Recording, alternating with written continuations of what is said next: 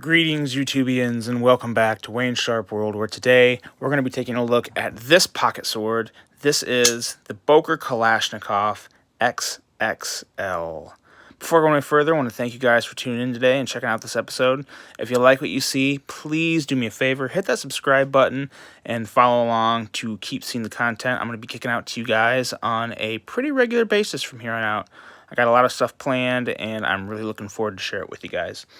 So without any further ado, let's take a look at this pocket sword, because this is exactly what it is. It is a pocket sword. It has a blade length of 4.75 inches, overall length of 10.625 inches, a cutting edge at 4.5 inches, blade width at 1.25 inches, blade thickness at 0.12 inches, blade material of D2 with a Bowie-style blade and a flat grind, stonewash finish, handle length of 5.875 inches, handle width at 1.375 inches, handle thickness at 0.66 inches, handle material, they're calling for aluminum. We'll talk a little more about that in a bit here.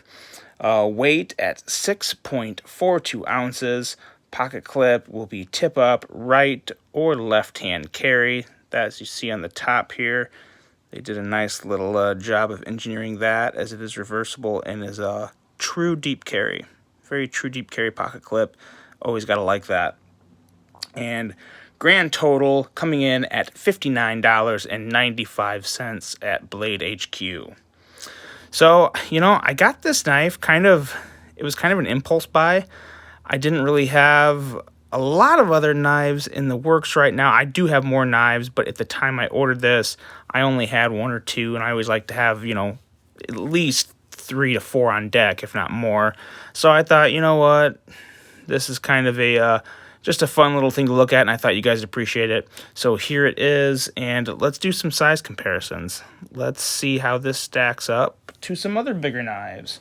We'll start out with my other biggest knife I have, that being the Cold Steel Espada.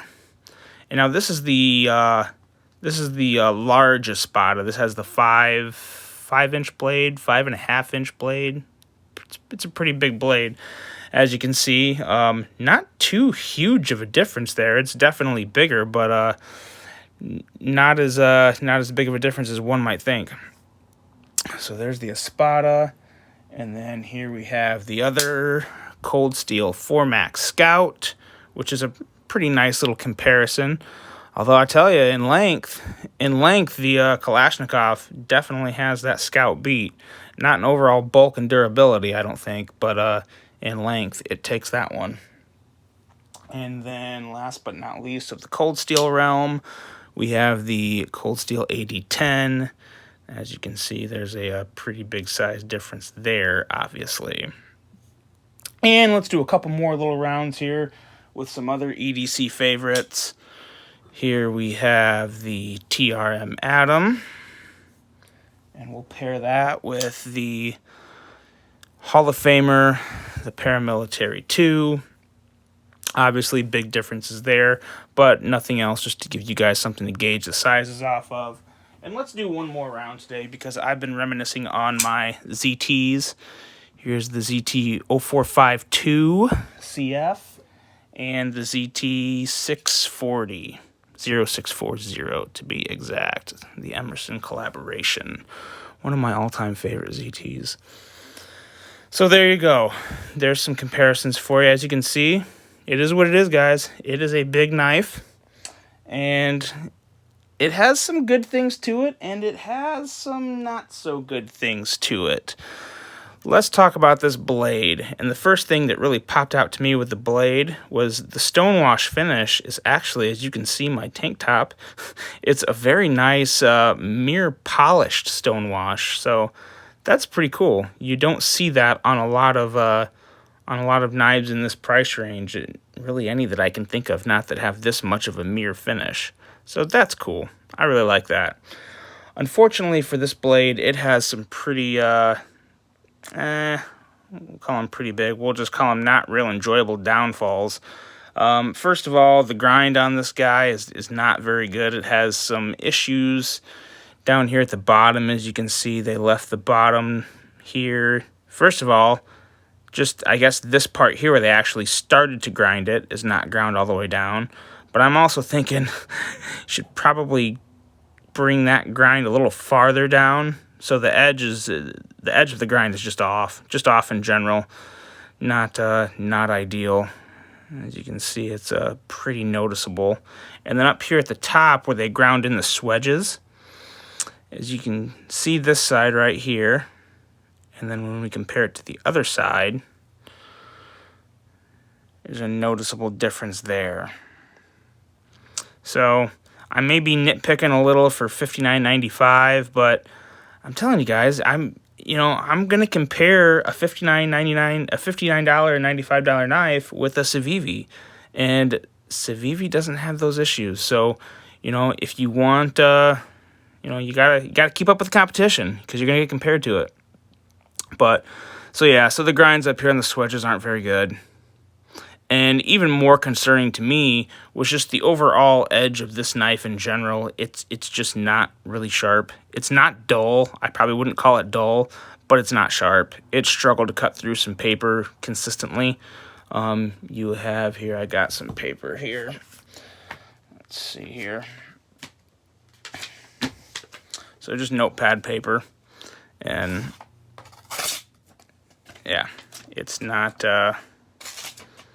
it's just not doing a very good job. There was a slice that actually went through.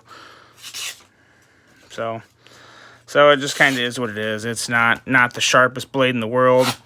Again, if you can sharpen D2, which is not the hardest thing in the world, D2 is definitely not the worst steel in the world to sharpen. So if you don't mind sharpening a knife right out of the box, I would say don't worry about it. But I wasn't too happy about that.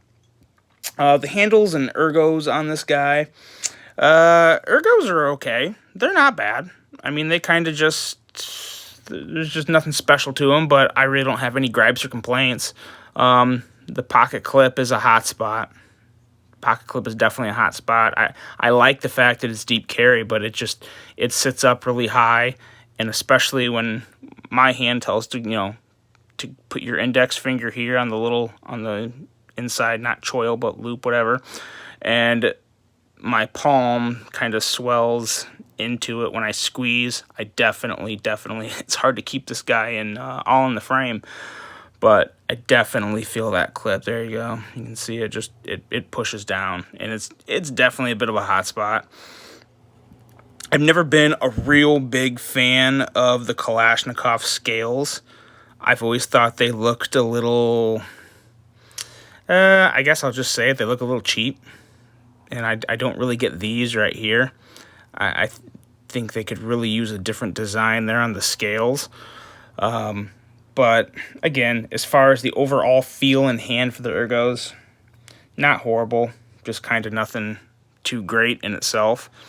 And the scale material, the handle material, Blade HQ, they're saying it's aluminum, so I'm going to believe them. They mention it twice. They mention it in the actual spec listing and on the description of the knife. So I'm assuming they are aluminum, but boy, it kind of sounds like it, but it doesn't feel like it at all.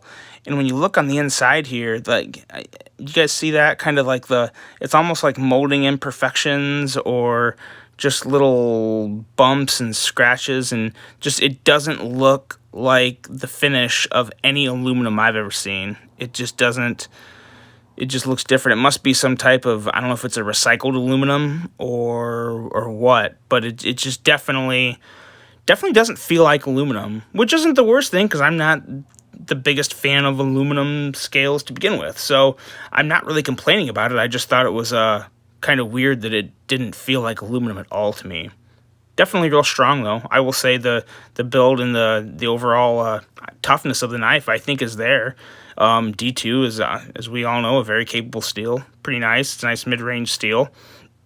So overall, I guess the quality and the toughness of the build, the toughness is there.